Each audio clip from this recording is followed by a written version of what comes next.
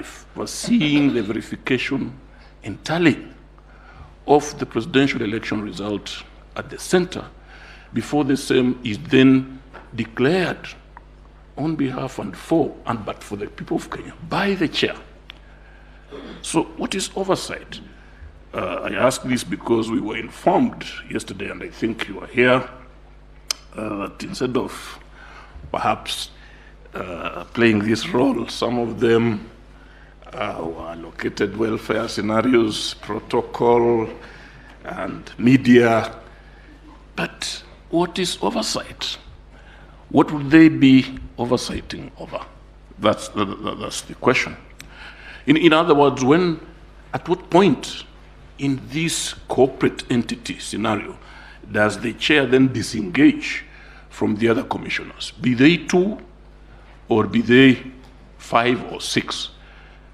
When do you say this is chair qua chair and this is chair as part of the commission? Because we need to understand that.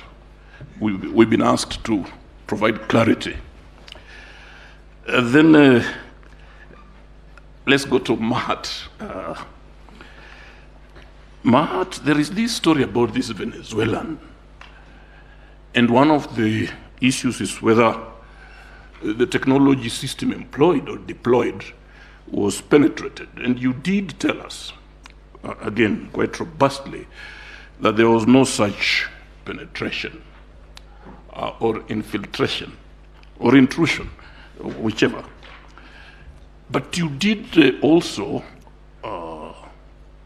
concede that this Venezuelan, whatever his name is, had access to the server. But your answer was that the contract between the IEBC and Smartmatic was to supply and maintenance. So if I understood you correctly, this Venezuelan was accessing the server as part of the maintenance. So what is this maintenance? What does it entail? What was he doing there? Say he was released and locked out just before the election. So what was he maintaining in that system? Maybe you just want to tell us what maintenance entails as part of that contract agreement. Then back to the question of percentages again, in terms of the turnout. I think I asked this question, I asked Mr. Orengo, but now that you may not have another, you may also want to address it. In the arguments that have been presented before us, Mr. Chebukati, the chair, first mentioned a 65.4% turnout. And then he did indicate that that was bound to change as results kept streaming in, especially if you took into consideration the number of those who had voted manually and the numbers that had yet to come in from the elders. Now, it is the petitioner's argument that if there was to be any change at all, then that percentage would have to increase rather than decrease. So I don't know. And how relevant, again, is this turnout to the determination of whether a candidate gathered 50% plus 1 vote? And then, you see, we have been asked by Mr. Ngatia, who do you believe among these 2 protagonists? Who do you believe? This question has been put to us, and believe you me, we will have to deal with it. Who do we believe? Now, the question of the National Security Advisory Council. This, I think, Mr. Oraro, this could be of interest to you. On the one hand, you are telling us that this personnel visited the premises at the Bomas to express their concern, because, of course, being an advisory council, they must have arrived at a conclusion that unless results were released then there was bound to be chaos. But on the other hand, the chair, in his affidavit, tells the court that the only reason the AG, or I mean not the AG, but the individuals, distinguished people for whom we have a lot of respect, paid that visit, was to tell the chair to somehow re-engineer the results in favor of one of the candidates. Now, this is not a question to you, but a question to Mr. Chebukati's counsel. Professor, you may want to, or even Mr. Karori, are we to assume that by the time Mr. Kinyua placed this call, if the intention was to influence the declaration of the results, to change it, to re-engineer it, are we to assume that by the time that call was placed, and by the time this gentleman paid this visit, they already knew the results? Because there's no way they would have been on that mission if they had not known the results. So are we to assume that in fact, if this be their mission, are we to assume that they already knew the results? Okay. Then finally, Mr. Kilokumi, you know, you cited King Solomon. And this court treats Holy Scriptures very seriously. You came up with, you say there is victory.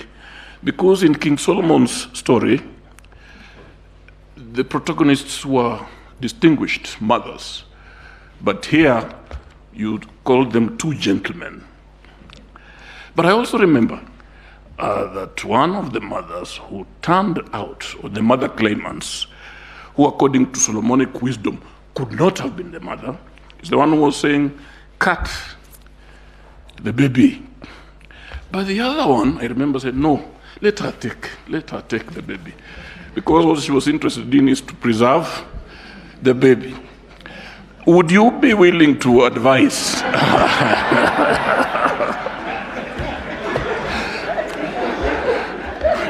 I rest my case, CJ.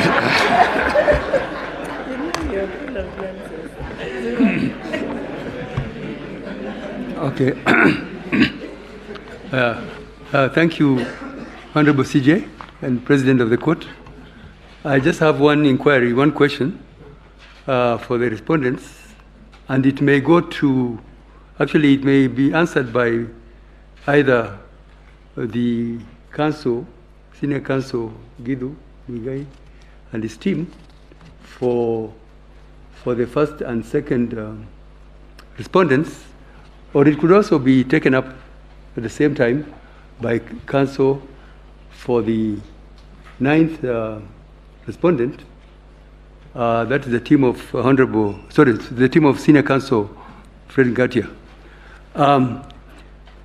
It's my understanding that one of the submissions and cases in response by the first and second respondents, on the one hand, and the ninth respondent, that is the President-elect, are placing the blame on the events of the ninth at the Tarling Center, Bomas of Kenya. That the two groups of parties are placing the blame on the first and second petitioners' agents and sympathizers and supporters during the tallying and verification. Of course, we have images. Some of us, or many of us, were not there. At least the bench was not there. But we have images which we saw on TV. We cannot say anything about what exactly happened. But we just know there was commotion, and people are throwing chairs, and even perhaps attempts to harm each other. But we cannot say anything about it ourselves as a bench. Neither were those matters before us in these proceedings. No no evidence or, okay, allegations in the affidavits. We have seen the affidavits, seen the submissions, but no actually determination or delving into any evidence. So, and yet there is a request, a suggestion that we should attribute and apportion blame among the, we should place the blame on some parties, particularly the petitioners, because of their agents, supporters, and therefore actually you expect, particularly I can see the submissions of the 9th respondents, and even I saw the affidavit of Professor Goulier, where he actually says he expects action to be taken to investigate those criminal election offenses. So I just wanted to inquire that would you expect, having had such elaborate submissions and affidavits, would you still expect us to make a determination, apportion blame, attribute blame, yet really the matter is not before us? Neither are we witnesses, neither were we at the Bomas, neither were these matters had on merit before us. That's the question I would like you to think about and reflect. And when you come back, you will tell us whether you expect any release from us on that aspect. Thank you. Thank you, Judge President. My clarifications will be sought from the team led by Professor Gideon Muigai, Senior Counsel. The first clarification I seek is as follows. As regards the requirements of Article 140, and just remaining within Article 140, and even considering that the 4 new commissioners only arrived in, was it September last year? And whatever it is they've been doing on a day-to-day basis,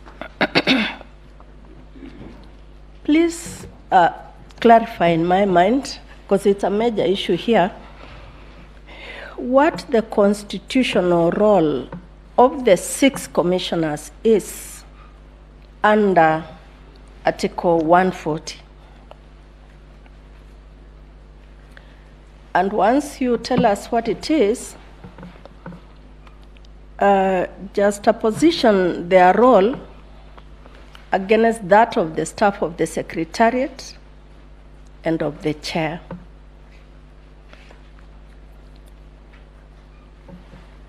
To the same team, and that is as per Article 138, 3C. To the same team,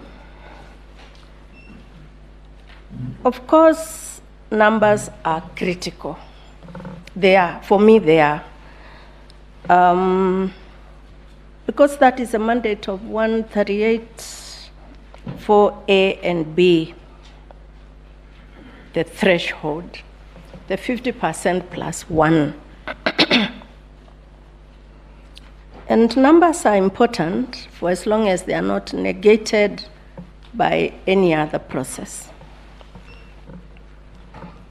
And numbers would point to a good election, a good result, if they are not affected by anything else.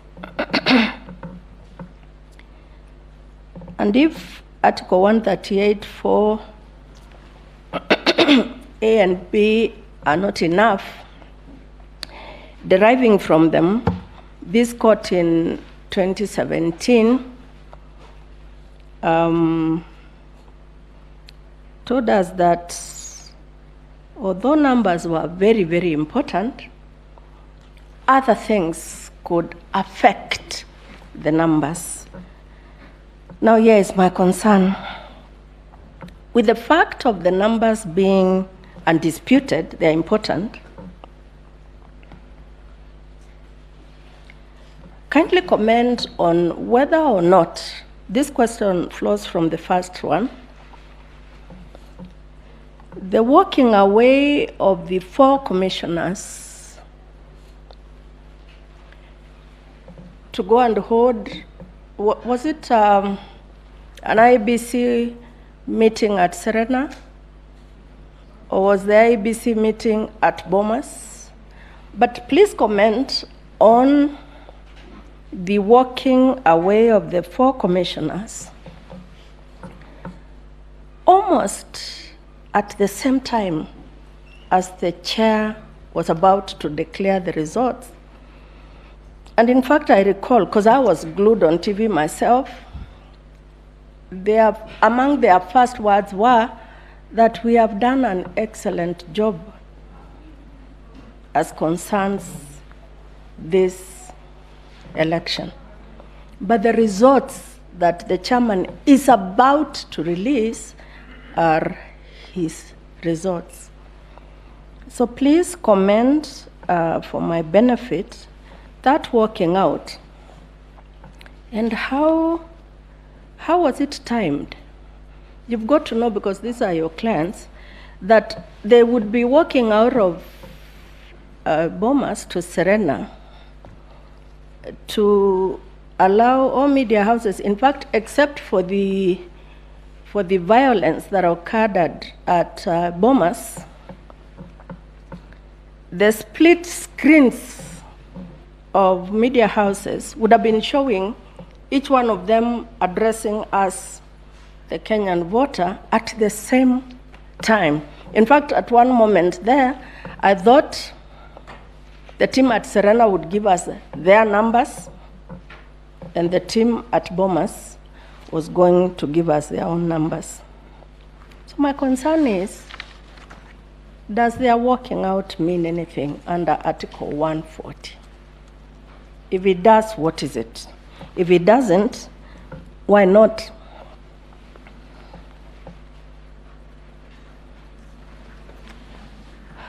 Still on numbers, and answering all of us, yours and our issue number 4 and 5,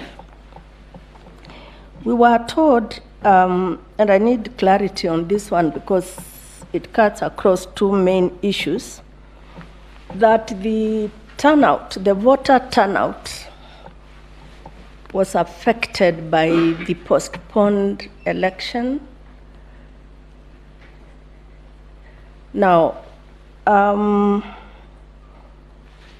this is my concern. On the 9th, we were voting for 6 people, 6 officers.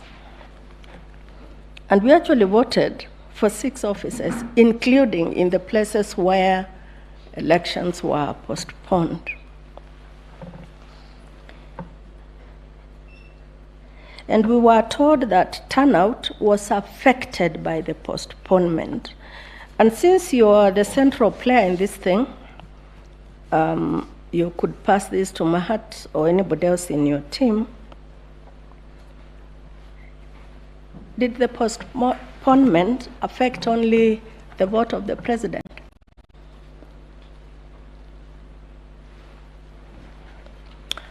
And since we are in the habit of taking judicial notice, and since I am in a position to take judicial notice of the fact that elections have since happened in the postponed areas,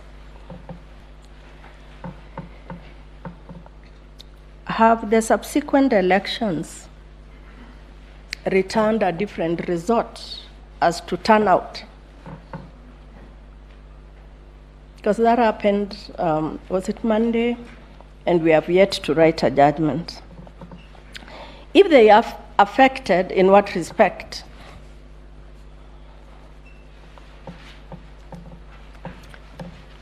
Mr. Mahat, you told us that there is a holy place. You called it a sanctified place for the agents. And that it is the responsibility of parties to have agents. Your sister, while submitting, Ngania, told us that in 2017, we also emphasized the position of the agent. This is my question flowing from that, and it goes to the process of the election.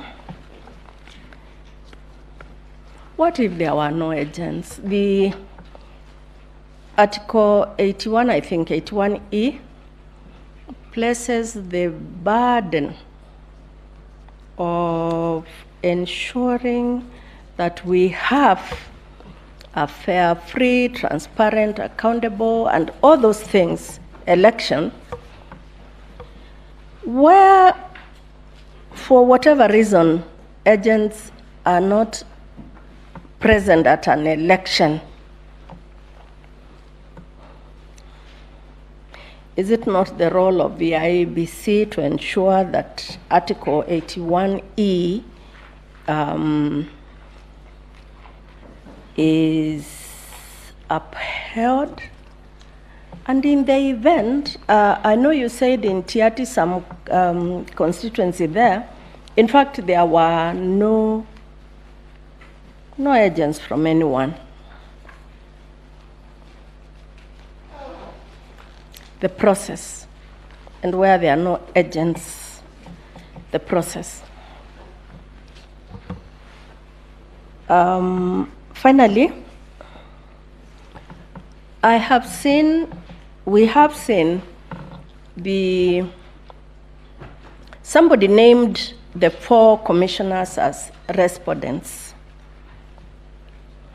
One of these petitions, or some of them, named them as respondents. I think someone had even named them as interested parties or something like that during interlocutories.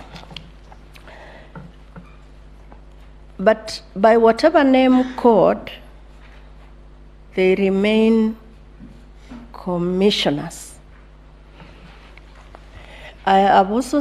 We have seen affidavits that they have sworn, which tend to show that they take certain positions. Now, what is the position to be taken by a commissioner? Is it a position of the party, any party, or is it the neutral position of the IEBC? And when they take, as I think they have done in this case, the position of any side, what is the court to do? Did I say finally? Then I'll say the second finally. That Kenyua's call, Mr. Joseph Kenyua's call, and whatever else that happened, the night meetings, the security issues, and so on and so forth. The name of this commission starts with the letter I, which says, I stands for the Independent Electoral and Boundaries Commission. And in the body of 88 going down is that, and even in their act, they shall not be directed in the manner in which they do their work. But I want you to clarify in my mind, because it's now an issue here,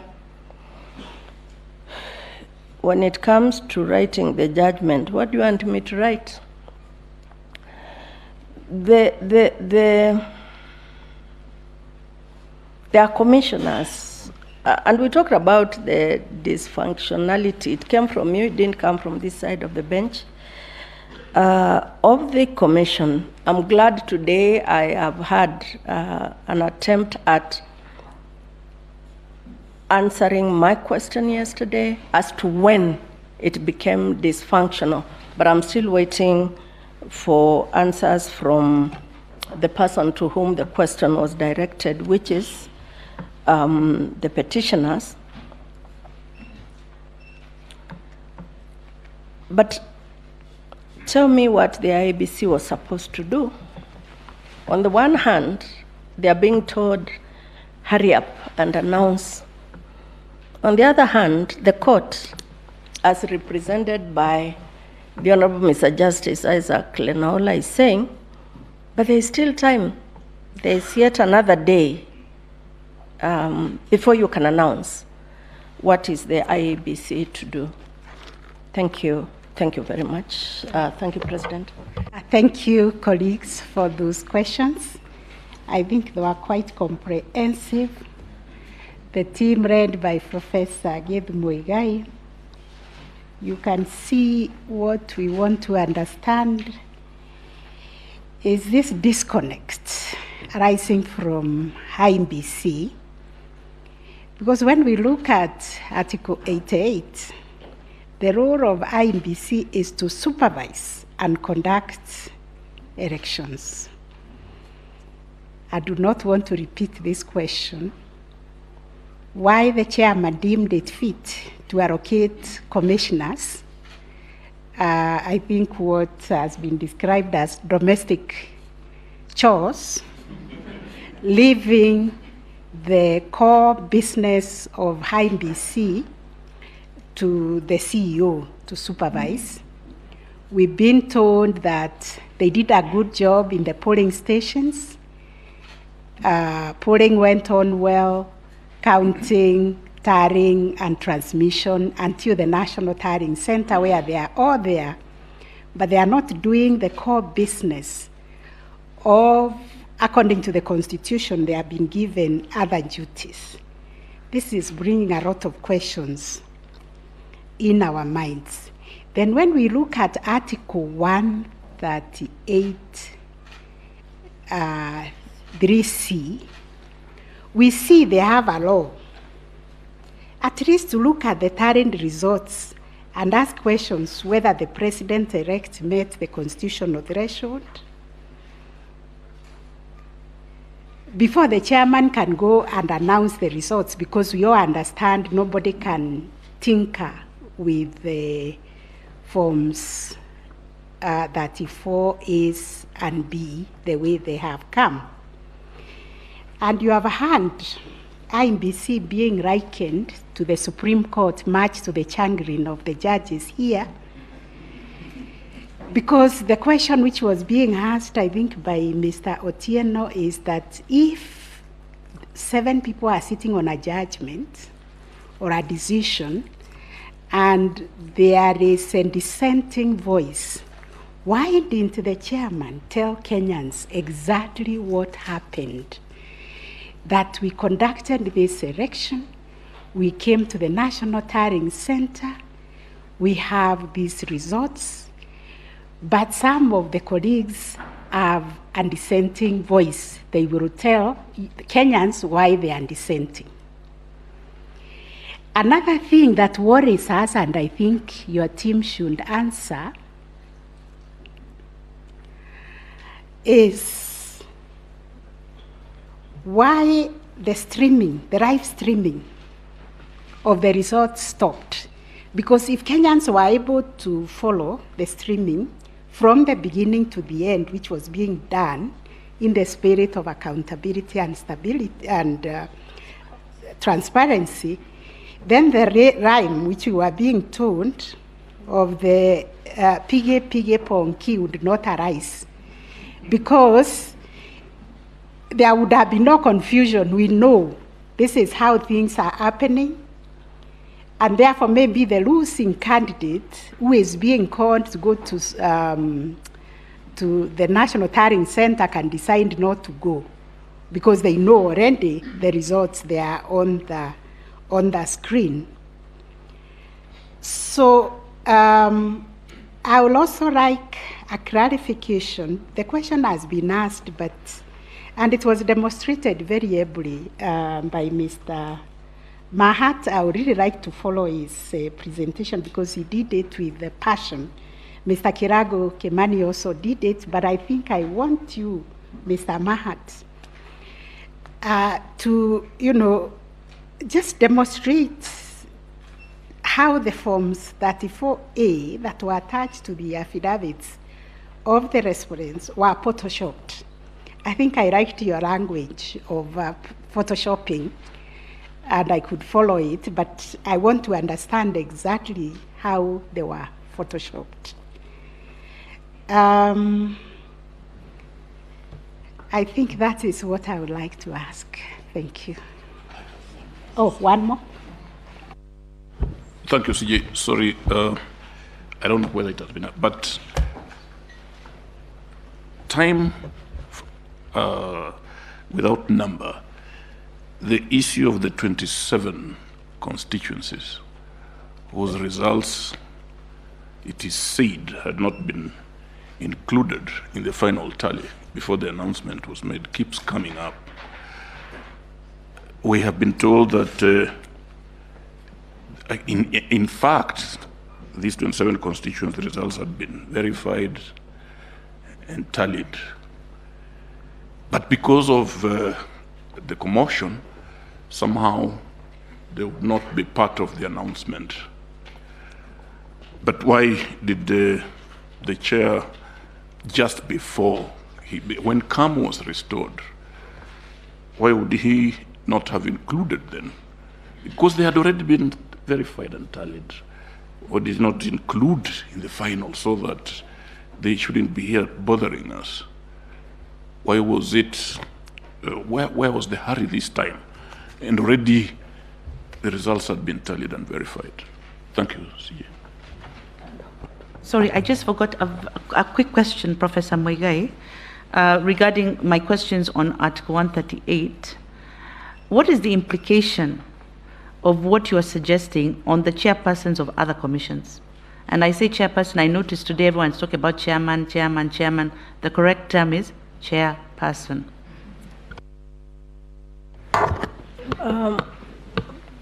Senior Counsel,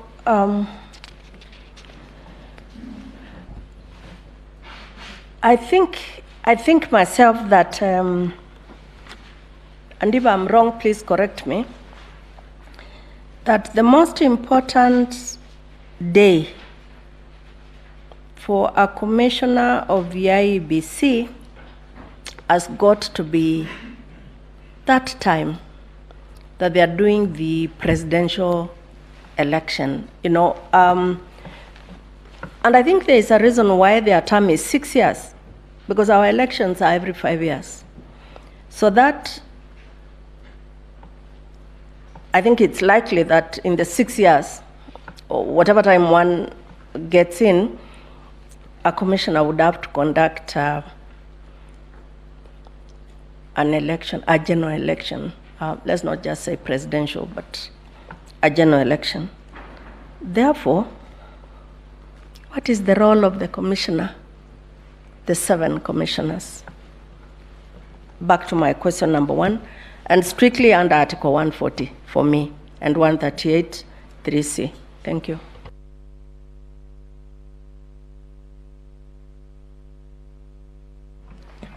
My lady, my lords, we thank you for those very incisive questions.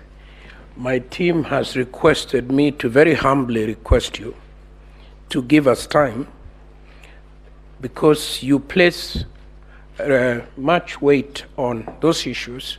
We would equally want to come back, not with off-the-cuff remarks, but with well thought out responses that can help you appreciate the issues you've raised. And I think that that would put us in parity with our colleagues, because you raised questions with them yesterday. They've had 24 hours. I think they are still mulling over them. In their case, I think there were more difficult questions. If you would very kindly allow us to respond tomorrow morning, we assure you we will not take more than the time you will allocate us. And this is particularly for Mr. Mahat, our numbers expert, because he would like again to have something to demonstrate to the court on the screen. Thank you.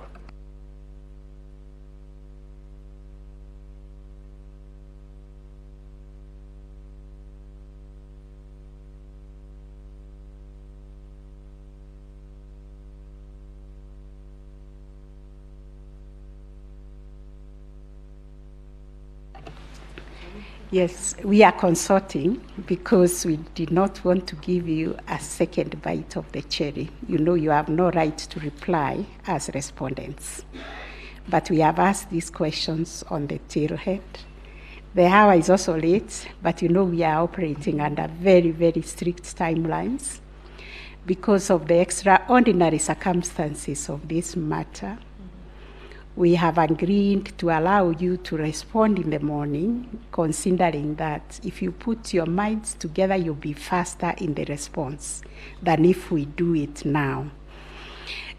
So we will give you 15 minutes tomorrow morning to respond, fasting tomorrow morning, to respond to those questions. Milady, we don't want to sound ungrateful. We welcome the change you have made and thank the court, but we would request 30 minutes. And we will try our best, although you've asked these questions of many of us, we will try to have at the very most 2 people speak to it. 1 person to the law and 1 person to the numbers. Thank you very much. Thank you very much.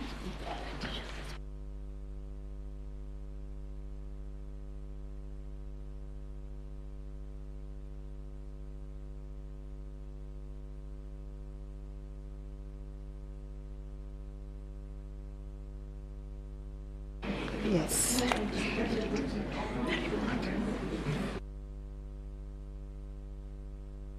Yes, yes. Thank you very much. I think that brings us to the end of today's proceedings. We will share in the course of this evening the report from the discovery or the scrutiny that went on. And then the order of business tomorrow, we will start with the team of Professor Githu Muigai responding to those questions. And then we will hear the rebuttal by the petitioners. And thereafter, we will give the parties who are participating in the scrutiny. That is the first petitioner, I think Youth Advocacy, KERIF, then IBC, and the first respondent